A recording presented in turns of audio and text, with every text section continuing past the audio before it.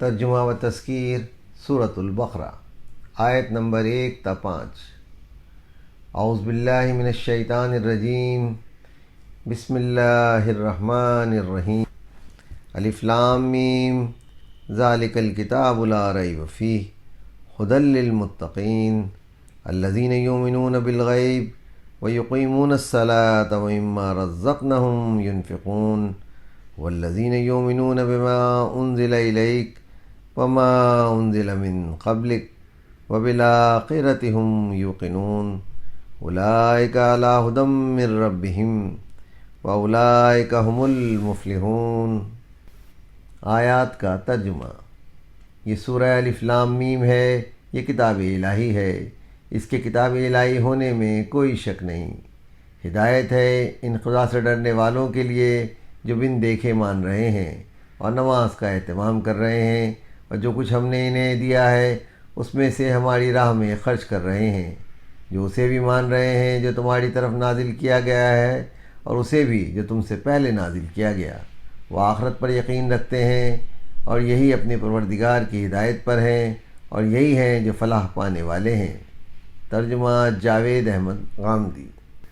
آیات کی سادہ تفسیر۔ اس میں شک نہیں کہ قرآن ہدایت کی کتاب ہے، اگر وہ ہدایت کی کتاب اس کے لیے ہے جو فی الواقع ہدایت کو جاننے کے معاملے میں سنجیدہ ہو، جو اس کی پرواہ اور کھٹک رکھتا ہو۔ سچی طلب جو فطرت کی زمین پر اگتی ہے وہ خود پانے ہی کا ایک آغاز ہوتا ہے۔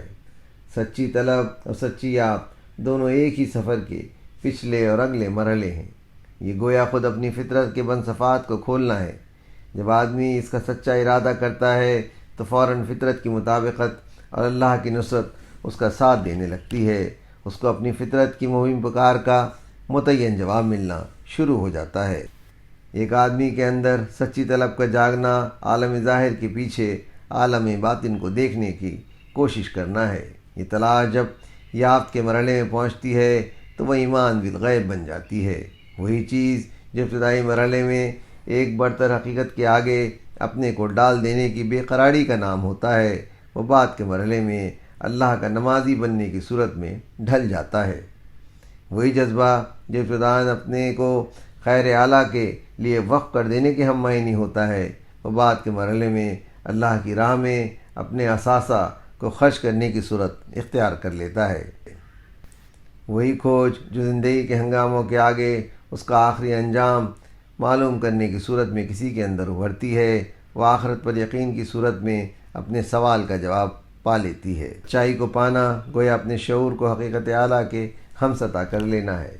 جو لوگ اس طرح حق کو پالیں وہ ہر قسم کی نفسیاتی گروہوں سے آزاد ہو جاتے ہیں۔ وہ سچائی کو اس کے بیامرز روپ میں دیکھنے لگتے ہیں۔ اس لیے سچائی جہاں بھی ہو، وہ جس بندہ خدا کی زبان سے اس کا اعلان کیا جا رہا ہو، وہ فوراً اس کو پہچان لیتے ہیں، اس پہ لبیک کہتے ہیں۔ کوئی جمود، کوئی تقلید، کوئی تعصباتی دیوار ان کے لیے اعتراف حق میں رکاوٹ نہیں بنتی۔ جن لوگوں کے اندر یہ خصوصیت ہوں وہ اللہ کے سائے میں آ جاتے ہیں۔ اللہ کا بنایا ہوا نظام ان کو قبول کر لیتا ہے۔ ان کو دنیا میں اس سچے راستے پر چلنے کی توفیق مل جاتی ہے جس کی آخری منزل یہ ہے کہ آدمی آخرت کی ابدی نعمتوں میں داخل ہو جائے۔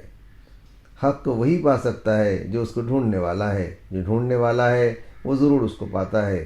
یہاں ڈھونڈنے اور پانے کے درمیان کوئی فاصلہ نہیں۔